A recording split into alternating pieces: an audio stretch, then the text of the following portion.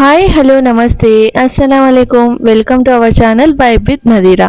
అందరూ ఎలా ఉన్నారు? మేమైతే చాలా బాగున్నాము. మీరు ఎలా ఉన్నారన్నది నాకైతే కామెంట్ బాక్స్లో కామెంట్ చేయండి. ఇంకా ఇది వచ్చేసి సాటర్డే రోజు వ్లాగ్. సాటర్డే రోజు ఏంటి అంటే మార్నింగ్ బ్రేక్ఫాస్ట్కి పోహా అయితే చేసేసాను. సింపుల్గా ఫాస్ట్గా అయిపోతుంది, అలానే టేస్టీగా కూడా ఉంటుందని చెప్పేసి పోహా రెసిపీ అయితే చాలాసార్లు షేర్ చేశానని చెప్పి ఇంకా ఇక్కడ అయితే నేను లైక్ ఏంటి అంటే బాల్కనీ క్లీనింగ్ అయితే పెట్టుకున్నాను అనమాట. హాల్ నుంచి ఉంటుంది బాల్కనీ, సో ఆ క్లీనింగ్ అయితే పెట్టుకున్నాను.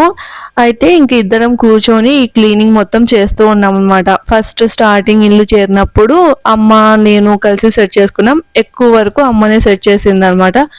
ఇంకా దాని తర్వాత ఎక్కువగా అయితే ఓన్లీ లైక్ ఏంటంటే మాపింగ్ ఇంకా క్లీనింగ్ అంత నార్మల్ పైన చేసుకుంటూ ఉంటాను. అయితే ఇప్పుడు వర్షం స్టార్ట్ అయింది కదా, సో రెగ్యులర్గా వర్షం పడుతూ ఉంటుంది.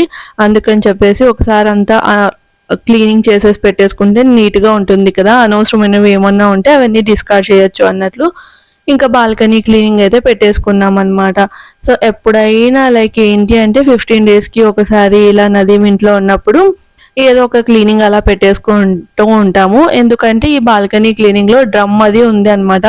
సో డ్రమ్లో ఎక్కువ వరకు అవసరం లేని సామాన్లు అన్నీ పెట్టేశాము. తెలిసిందే కదా, ఈ ఇంట్లో ఎక్కువగా మనకి స్టోరేజ్కి ఆప్షన్ అనేది లేదనమాట. ఇంకా స్టోరేజ్ లేనప్పుడు ఏం చేయాలి, ఉన్న వాటితోనే అడ్జస్ట్ చేసుకోవాలి కదా.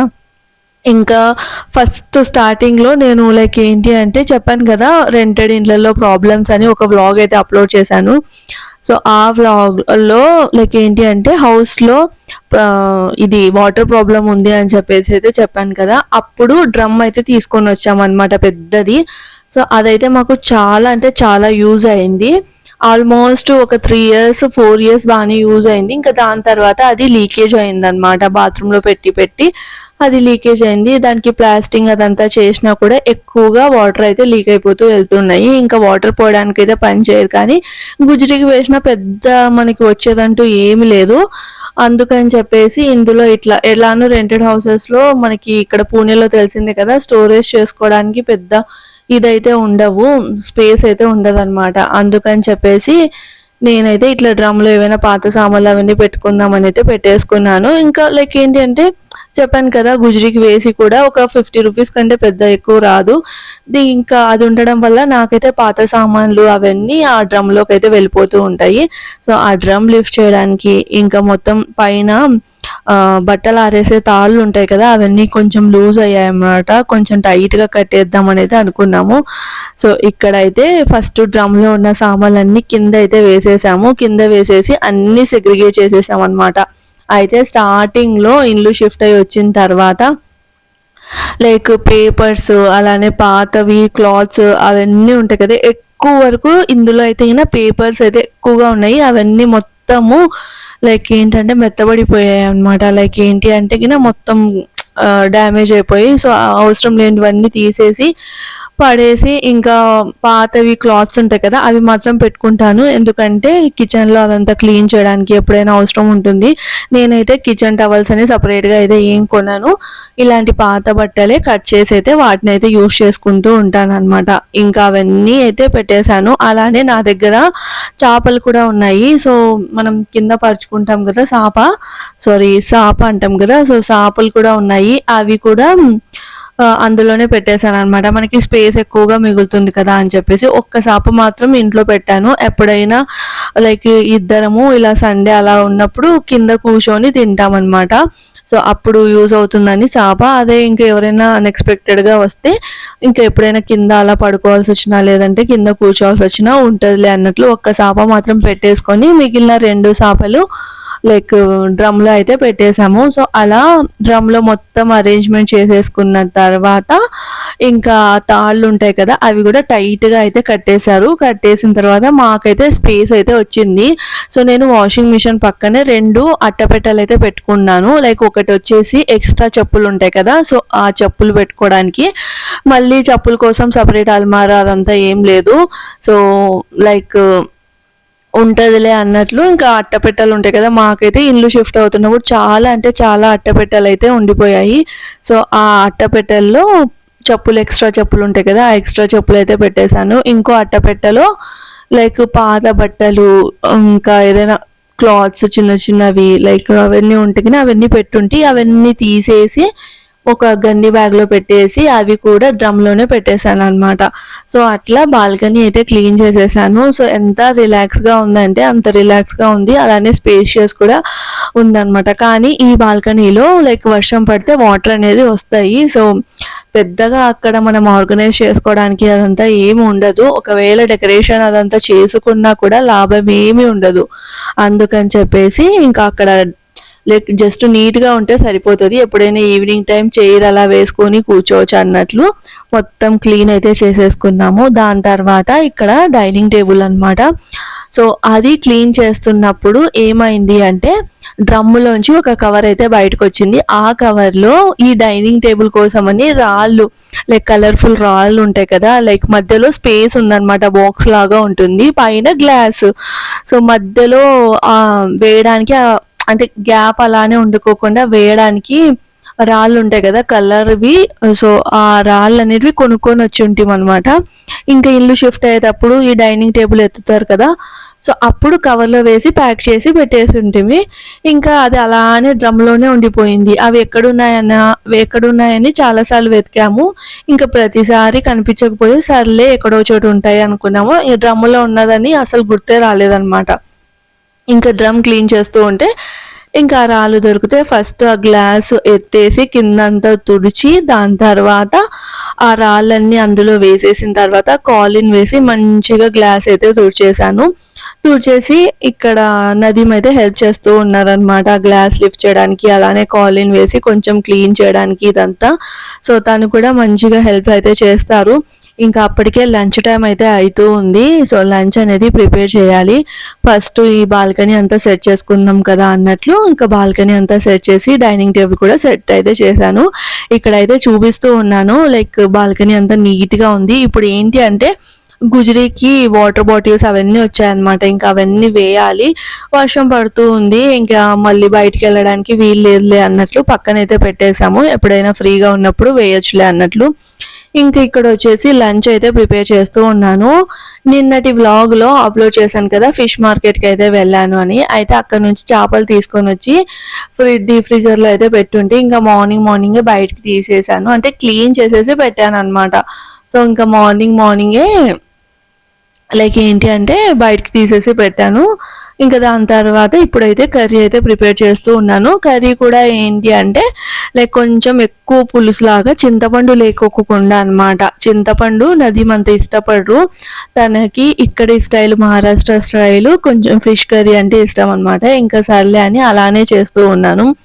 ఏంటి అంటే మేము ఫ్రై ఎక్కువగా తింటాము, కర్రీ అనేది జస్ట్ ఉండాలంటే ఉండాలి. కర్రీ ప్లేస్లో పప్పుచారు అలా ఉన్నా సరిపోతుంది. బట్ ఏంటి అంటే కర్రీ బాంగ్డా ఫిష్ కర్రీ, అదే కనగంతలు కర్రీ అంటాం కదా, కనగంతల చేపది కర్రీ.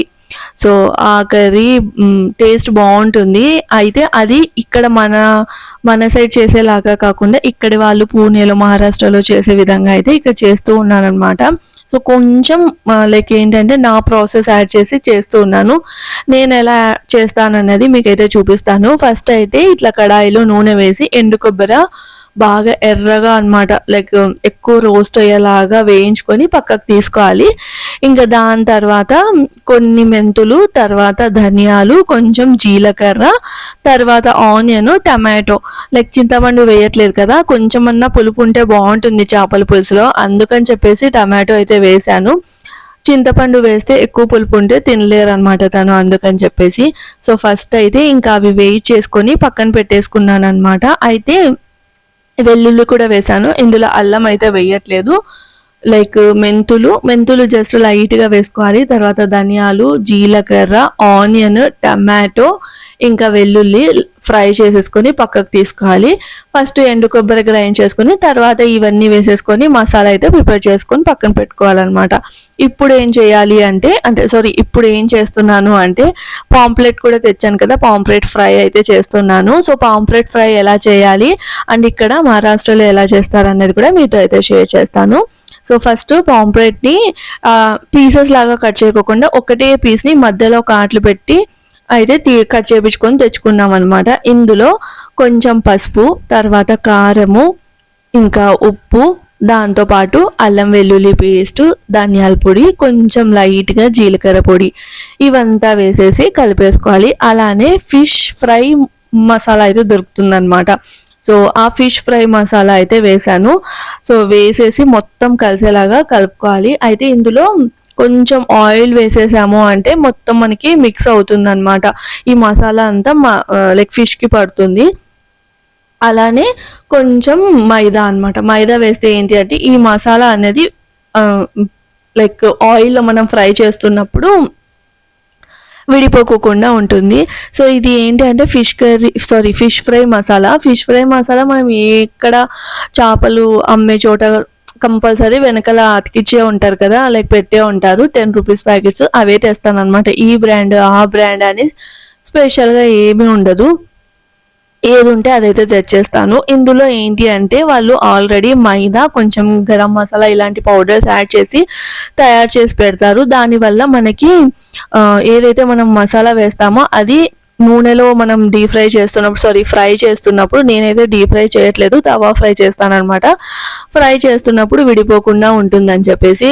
సో ఇందులో నేను ఏమేమి వేసానో తెలుసు కదా, లైక్ అల్లం వెల్లుల్లి పేస్ట్, పసుపు, ఉప్పు, కారం, ధనియాల పొడి, జీలకర్ర, అలానే ఫిష్ ఫ్రై మసాలా, ఇంకొంచెం మైదా, తర్వాత లెమన్ జ్యూస్, ఇంకా కొంచెం ఆయిల్ వేసేసి నీట్గా మనకి కాట్లు పెట్టించుకున్నాం కదా, ఆ కాట్లల్లో ఈ మసాలా అంతా వెళ్ళేలాగా మసాలా అంతా అప్లై చేయాలన్నమాట. అప్లై చేసి అట్లీస్ట్ ఒక 20 మినిట్స్ అన్నా పక్కన పెట్టాలి. అలా 20 మినిట్స్ పక్కన పెడితే ఈ మసాలా అంతా ఫిష్కి పట్టి పీస్ కూడా చాలా అంటే చాలా టేస్టీగా ఉంటుంది. ఇలానే ఇష్టపడే వాళ్ళు డైరెక్ట్గా ఇలానే ఫ్రై చేసుకోవచ్చు. బట్ ఏంటి అంటే ఎప్పుడైనా సముద్రపు చేపలు రవ్వ వేసి ఫ్రై చేసాము అంటే సూపర్గా ఉంటుంది. రవ్వ వేసి ఫ్రై చేసామంటే సూపర్గా ఉంటుంది అనమాట. అందుకని చెప్పేసి సో ఫస్ట్ మసాలా అప్లై చేసి పక్కన పెట్టేసి మళ్ళీ రవ్వ అప్లై చేసుకోవచ్చు. ఇక్కడ ఇంకొకటి బాంగడా ఉంది కదా, అదే కనగంత ఒకటైతే కర్రీ అయితే చేస్తున్నాను. అంటే ఒకదాన్ని 3 పీసెస్గా కట్ చేయించుకొని తెచ్చుకున్నాం అనమాట. అండ్ నేను ఎప్పుడు ఫిష్ తెచ్చుకున్నా కానీ కన్ను ఉంటుంది కదా, అదైతే తీసుకురాను. ఎందుకంటే నాకు కర్రీలో వేసినా లేదంటే ఫ్రై చేసినా నచ్చదనమాట. అందుకని అదైతే తీసుకురాను, అక్కడే తీసేపించి తెచ్చుకుంటాను అనమాట. ఇంకా మసాలా అంతా అప్లై చేసేసి ఇక్కడైతే కర్రీ ప్రిపరేషన్ అనేది స్టార్ట్ చేసేసాను. అదే కడాయిలో, ఏ కడాయిలో అయితే మనం మసాలా వేయించుకున్నామో అదే కడాయిలో కొంచెం నూనె, చేపల పులుసుకి ఎప్పుడైనా నూనె ఉంటేనే టేస్ట్ బాగుంటుంది కదా, అందుకని చెప్పేసి సో నూనె వేసి అందులో మనం రెడీ చేసి పెట్టుకున్న మసాలా అనమాట. సో ఇంక ఇక్కడ ఏమీ వేయట్లేదు, లైక్ జీలకర్ర ఇదంతా పోపు కదంతా వేయకుండా డైరెక్ట్గా మసాలానే వేసేసాను. ఎండు కొబ్బరి, ఆనియన్, తర్వాత వెల్లుల్లి ఇదంతా గ్రైండ్ చేసుకున్న మసాలా ఉంటుంది కదా, సో ఆ మసాలా అంతా ఇలా పచ్చివాసన పోయేంత వరకు ఫ్రై చేయాలి. అంటే మనకి ఆయిల్ అనేది సపరేట్ అవ్వాలన్నమాట. అంతవరకు అయితే మసాలాని వేయించుకోవాలి. ఇంకా ఈ మసాలా వేయించుకున్నాము అంటే కూర కారం మసాలా ఉంటుంది కదా, ఆ మసాలా 1 స్పూన్ వేసుకుంటే సరిపోతుంది, ఎక్కువ వేయాల్సిన అవసరం లేదు. మనము లైక్ ఏంటి అంటే బయట డీమార్ట్ కానీ లేదా అంటే ఏదైనా కిరాణా షాప్లో కానీ కూరకారం మసాలా అంటే ఇస్తారు. ఇక్కడ ఏంటంటే కాందా లసూన్ మసాలా అని దొరుకుతుంది అనమాట. అలానే గోడా మసాలా అని కూడా దొరుకుతుంది. కానీ ప్రతి ఒక్కరి ఇంట్లో కూరకారం మసాలా అని సపరేట్గా చేయించుకొని పెట్టుకుంటారు.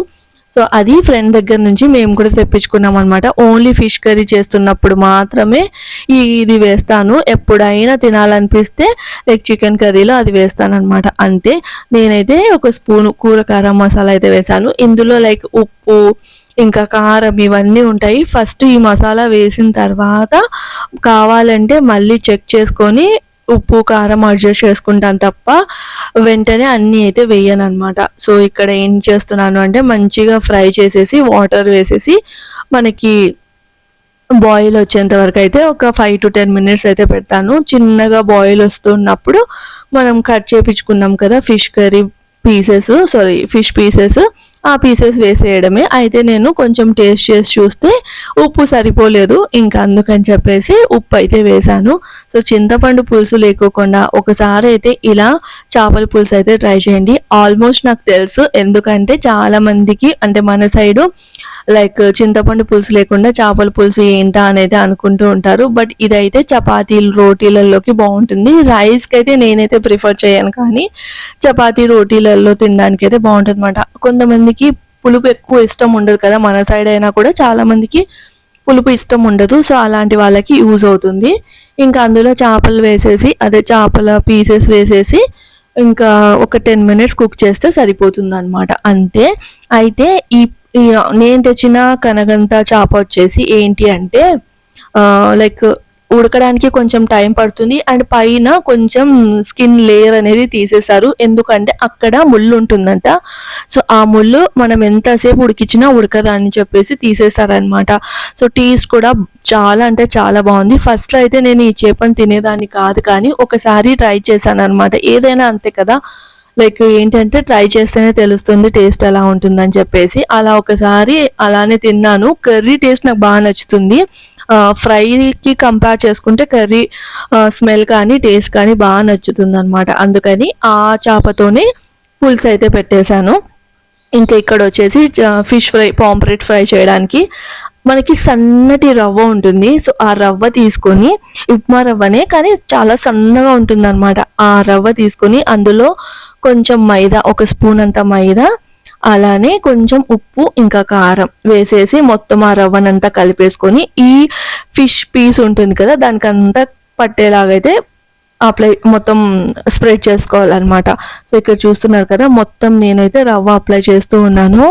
సో ఇలా రవ్వ వేసి ఫ్రై చేస్తే మాడిపోతుందేమో అని అయితే అనుకోవద్దు. చాలా అంటే చాలా క్రిస్పీగా చాలా బాగుంటుంది ఫిష్ ఫ్రై. ఎప్పుడైనా ఒకసారి ట్రై చేయండి.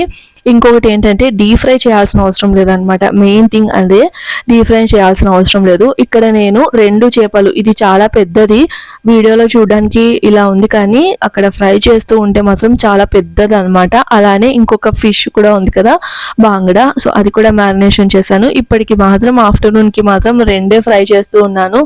సో ఎందుకంటే చాలా అంటే చాలా ఫ్లెష్ ఉంది ఈ ఫిష్లో, అందుకని చెప్పేసి మరీ ఎక్కువ అయిపోతుందిలే అన్నట్టు అక్కడికి తినలేక తిన్నామన్నమాట. కొంచెము మిగిలిపోయింది, అలానే మళ్ళీ నైట్కి అట్లా ఫ్రై చేయొచ్చులే అని అయితే అనుకున్నాను. సో ఇప్పుడు నేను వేసిన ఆయిల్ తోటే మొత్తం ఫిష్ ఫ్రై అయితే వేయించేస్తాను అనమాట. సో ఇలా ఎప్పుడైనా ట్రై చేయండి, రవ్వ అప్లై చేసి చాలా టేస్టీగా ఉంటుంది. సో మా లంచ్ అయితే ఇదన్నమాట. చపాతీ, ఫిష్ కర్రీ, అలానే ఫిష్ ఫ్రై చాలా టేస్టీగా ఉంటుంది. ఒకసారి అయితే రవ్వ అప్లై చేసి ట్రై అయితే చేయండి, ఎంత క్రిస్పీగా వస్తుందో. సో ఇది ఇంకా దీని తర్వాత అయితే బయట ఫుల్ వర్షం పడుతుంది. ఇంకా సర్లే అని చెప్పేసి కాసేపు అయితే అట్లా రెస్ట్ తీసేసుకొని ఇంకా ఈవినింగ్ అయితే కొంచెం టీ అయితే తాగామన్నమాట. టీ తాగిన తర్వాత వర్షం ఆగిపోతే అలా బయటికి వెళ్ళాము, జస్ట్ టైంపాస్ కోసమే వెళ్ళి అక్కడ టీవీ యూనిట్ చూసాం. జస్ట్ టైంపాస్ అంతే, తీసుకోవాలని అయితే ఆలోచన ఏం లేదు, ఏదో ఒక టైంపాస్ అవుతుందిలే అన్నట్లు, ఎంత కాస్ట్ ఉంది అన్నట్టు అయితే చూసాము. అయితే ఇక్కడ నేను చూపిస్తున్నది అదైతే 5000 రూపీస్ అంట. సో మేమైతే ఏం కొనాలనుకోవట్లేదు, జస్ట్ అలా విండో షాపింగ్ లాగా అయితే చూసి అయితే వచ్చేసాం అనమాట. ఈ వ్లాగ్ అయితే ఇక్కడితో ఏం చేస్తున్నాను. వ్లాగ్ నచ్చితే సబ్స్క్రైబ్ చేయండి. Bye friends.